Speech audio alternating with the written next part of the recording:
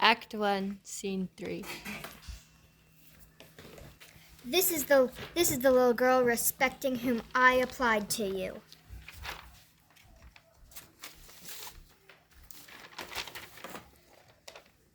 Her size is small. What is her age? 10 years.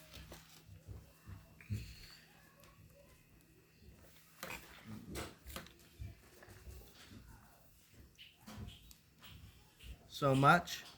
Your name, little girl? Jane Eyre, sir. Come here.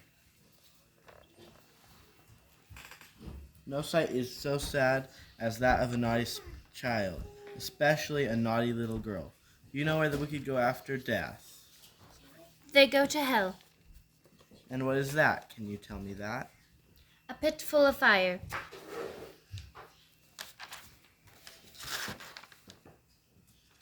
And should you like to fall into that pit and be burning there forever? No, sir.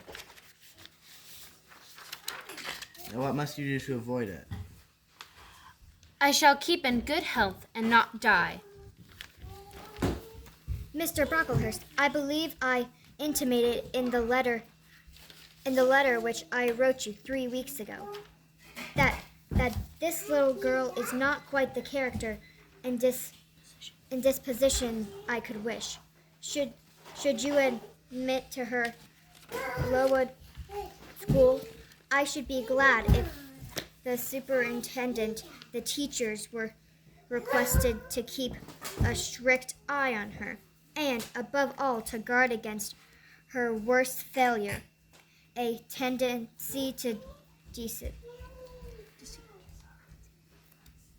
Deceit is, indeed, a sad fault in a child. She shall be watched, Mrs. Reed. I will speak to Miss Temple and the teachers. This is a state of things I quite approve. Had I sought English over, I could scarcely have found a system more exactly fitting a child like Jane Eyre. I may then depend upon this child being received as a pupil at Lowood, and there being trained in conformity to her position and prospects. Madam, you may.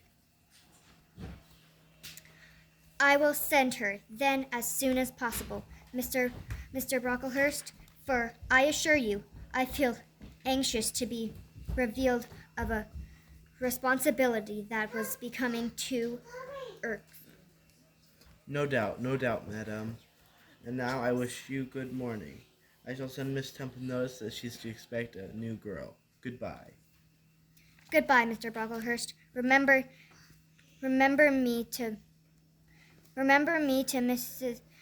and Miss Brocklehurst, and to Augusta and Theodore, and Master Rockham Brocklehurst. I will, madam. Go out of the room. Return to the nursery. I am not deceitful. If I were, I should say I loved you, but I declare I do not love you. I dislike you the worst of anyone in the world except John Reed. How dare you have formed that Jane Eyre? How dare I, Miss Reed? How dare I? Because it's the truth. You'd think I have no feelings, and that I can do without one bit of love and kindness, but I cannot live so. You have no pity. Until my dying day I shall remember how you thrust me back into the red room and locked me up there, though I cried out while suffocating with distress, and that punishment you made me suffer because your wicked boy struck me, knocked me down for nothing. People think you are a good woman, but you are bad, hard-hearted. You are deceitful. Jane, you are under a mistake. What is the matter with you?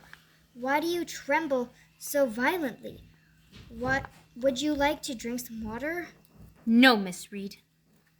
Is there anything you wish for, Jane? I assure you, I desire to be your friend. Not you. You told Mr. Brocklehurst I had a bad character and a deceitful disposition. Jane, you don't understand these things.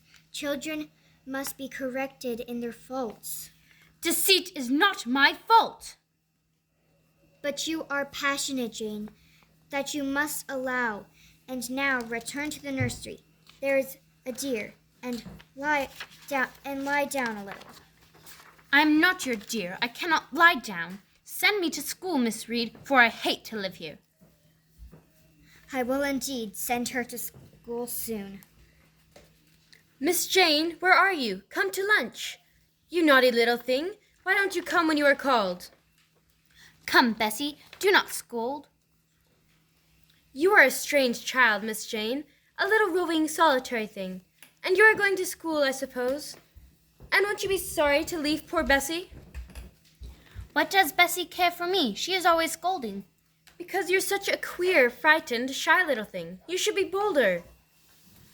What? To get more knocks? Nonsense.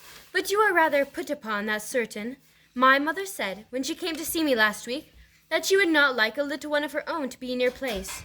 Now come in. I'll ask cook to bake you a little cake, and you shall choose what toys you like to take with you. Bessie, you must promise not to scold me any more until I go. Well, I will, but mind, you are a very good girl, and don't be afraid of me. It's so provoking. I don't think I shall ever be afraid of you again, Bessie, because I have got used to you, and I shall soon have another set of people to dread. If you dread them, they'll dislike you. As you do, Bessie? I don't dislike you, miss. You don't show it. You little sharp thing. What makes you so venturesome and hardy? Why, I shall soon be away from you, and besides... And so you are glad to leave me? Not at all, Bessie. Indeed, just now I am rather sorry to leave you. Just now, and rather. How coolly my little lady says it. I dare say now, if I were to ask you for a kiss, you wouldn't give it to me. You'd say you'd rather not. I'll kiss you and welcome. Bend your head down.